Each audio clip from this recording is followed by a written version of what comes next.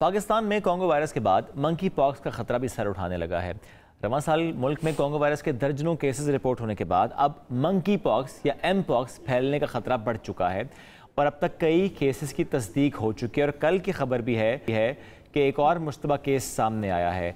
इस वक्त हम देख रहे हैं कि हवाई अड्डों पर मुसाफिरों की स्क्रीनिंग का अमल जो है वो बढ़ा दिया गया है, चूँकि अभी तक यही कहा जा रहा है कि जो भी केस आ रहा है वो इम्पोर्ट हो रहा है, किसी और मुल्क से आ रहा है। और हम ये भी देख रहे हैं कि बहुत सी परवाज़ें ऐसी जिनकी स्क्रीनिंग की गई है, ना सिर्फ कराची एयरपोर्ट पर बल्कि बाकी एयरपोर्ट्स पर भी। माहिरान सेहत इस सूरत हाल में खुसूसी एहतियात बरतने का मशवरा दे रहे हैं और शहरों से अपील कर रहे हैं कि अपनी सेहत की हिफाजत करें। तो आज हम मंकी पॉक्स से मुताबिक डिटेल से बात करेंगे कि सिम्टम्स क्या होते हैं, अर्ली सिम्टम्स क्या होते हैं, डायग्नोसिस कैसे होता है, ट्रीटमेंट कैसे होता है, क्या ख़तरा है, ये कैसे ये फैलता है। इस पर हम बात करेंगे पिम्स की हेड ऑफ इन्फेक्शस डिजीज़ के डिपार्टमेंट से डॉक्टर नसीम अख्तर जो है वो हमारे साथ मौजूद। डॉक्टर साहब बहुत शुक्रिया आपने दिया। डॉक्टर साहब सबसे पहले मैं यही जानना चाहूँगा आपसे कि जब हम मंकी पॉक्स की बात करें अब तक कितने केसेस, इनमें सिर्फ इस साल की बात नहीं कर रहा, ओवरऑल पाकिस्तान में कितने केसेस रिपोर्ट हो चुके हैं?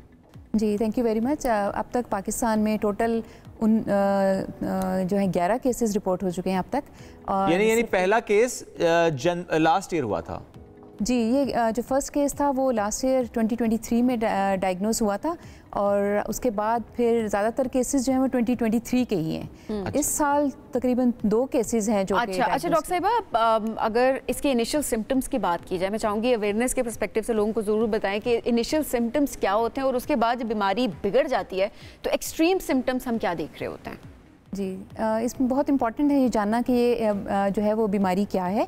ये एक वायरल इलनेस है जो कि एक पॉक्स वायरस से फैलती है, ठीक है। और जिस तरह बाकी वायरल डिजीज़ होती हैं ये थोड़ी सी उस तरह से मुख्तलिफ है कि इसमें जो ट्रांसमिशन का जो मेथड है, जो तरीका है, वो थोड़ा सा फ़र्क है। सबसे ज़्यादा जो ट्रांसमिशन होती है इसकी वो क्लोज कॉन्टैक्ट से होती है, यानी कि अगर एक पॉजिटिव केस है और जिसके बॉडी के ऊपर मल्टीपल स्किन लीजन्स हैं और उसके क्लोज कॉन्टैक्ट में जो 1 मीटर के फासले पे अगर कोई बैठा है या पेशेंट के साथ कोई फिजिकल कॉन्टैक्ट है, हाथ मिलाया है, एग्जामिनेशन किया है या उनकी बॉडी के साथ या स्क्रीशंस के साथ कोई कॉन्टैक्ट हुआ है तो ये डिज़ीज़ के ट्रांसमिट होने के खदशात होते हैं।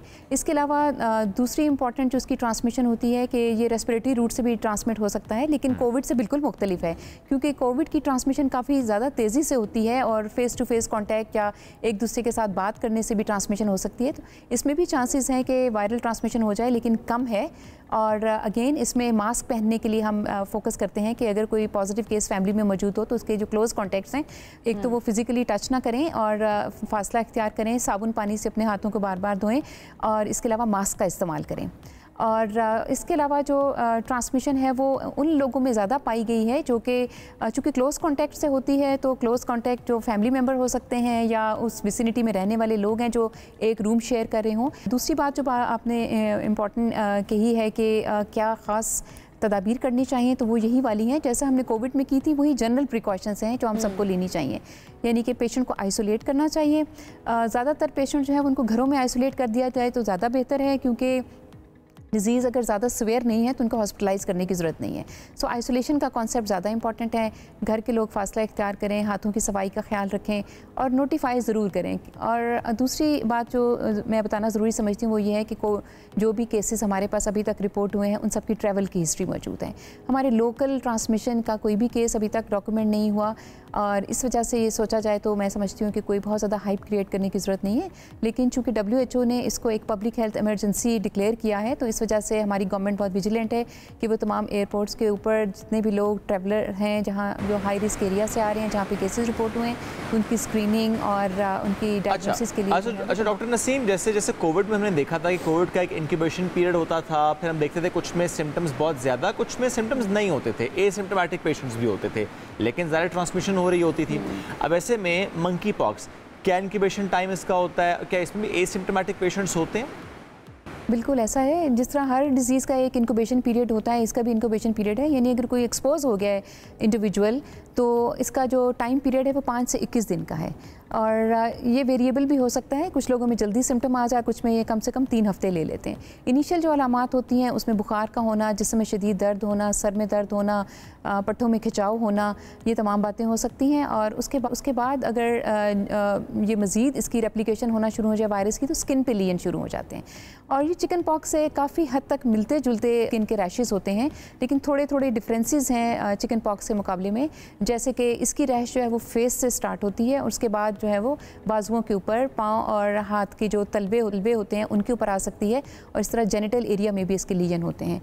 एक और ख़ास डिफरेंस जो चिकन पॉक्स से हम कर सकते हैं वो ये है कि चिकन पॉक्स में मल्टीपल क्रॉप्स होती हैं, यानी कि डिफरेंट स्टेजेस में आपको जो है वो रैश नज़र आ रही होती है। इसमें जो भी रैश होती है वो किसी एक स्टेज पे ही होती है, यानी शुरू में जो है वो मैक्यूल होता है, फिर पैप्यूल बनता है, फिर वो पानी वाला आबला बनता है, उसके बाद फिर वो एक पस्ट्यूल बन जाता है, यानी वो डिफरेंट फेजेस में स्किन के ऊपर निशानात होते हैं। लेकिन जो मंकी पॉक्स के लीजन होते हैं वो एक ही फेज़ में होते हैं। जैसे फ़र्ज़ करें कि वहाँ पर पानी वाले आबले निकले हुए हैं जिनको आप वेजिकल कहते हैं, तो एक जैसे वेजिकुलर लीजन्स होंगे। अगर पस्ट्यूल बन गए हैं तो सारे पस्ट्यूल होंगे। इस तरह नहीं होगा कि मिक्सचर होगा कि वेजिकल भी हों, पैप्यूल भी हों, मैक्यूल भी हों, यानी स्किन रैश डिफरेंट स्टेजेस में होती है चिकन पॉक्स में। तो ये एक खास डिफरेंशिएटिंग पॉइंट है। इसके अलावा ग्लैंड्स हमारी बॉडी में एनलार्ज हो सकते हैं। अच्छा, ये जो टाइम पीरियड होता है ये भी वेरिएबल होता है, यानी कुछ लोगों में रैश जो है वो 2-3 हफ्ते के बाद निकलना शुरू हो जाती है, और फिर डिफरेंट स्टेजेस से होते होते ये तकरीबन 4 हफ्ते ले लेती है इसको मुकम्मल तौर पर ठीक होने में। अब जो लोग जिनकी इम्यूनिटी बहुत अच्छी होती है वो बहुत जल्दी इससे रिकवर कर जाते हैं, और स्किन के लीजन जो है वो मुकम्मल तौर पर ड्राई हो जाते हैं, खुश्क हो जाते हैं और फिर उतर जाते हैं, और उसके बाद स्किन के ऊपर हल्के फुल्के से निशानात रह जाते हैं। और इम्पॉर्टेंट बात एक और ये भी है कि ये जब तक तमाम के तमाम स्किन के रैशेस जो हैं वो हील नहीं कर जाते और नई स्किन की लेयर नहीं आ जाती, तब तक ये वायरस जो है वो शेड होता रहता है। तो इस तमाम पीरियड के दौरान जिसमें स्किन के ऊपर रैश मौजूद है, पेशेंट को आइसोलेट ही रखना चाहिए और क्लोज कॉन्टैक्ट से उसको टच करने से अवॉइड करना चाहिए। अच्छा, ये बड़ी इंपॉर्टेंट बात है कि इसका कोई टाइम पीरियड नहीं है कि 5 से 21 दिन के अंदर जो है वो आप रिकवर हो जाएंगे तो आप क्वारंटीन से बाहर आ सकते हैं। बहुत इंपॉर्टेंट है कि जब तक वो जो लेजन्स हैं ख़त्म नहीं हो जाती, झड़ नहीं जाती स्किन के ऊपर से, तब तक आप दूसरे से इंटरेक्ट नहीं कर सकते, क्योंकि वायरस दूसरे में मुंतकिल हो सकता है। 4 हफ्ते भी ले सकता है। जो स्किन की रैशेज इंप्रूव हो रही होती है ना, वो 21 डेज तो वो वाला पीरियड है जिसमें अभी सिम्टम नहीं आए होते।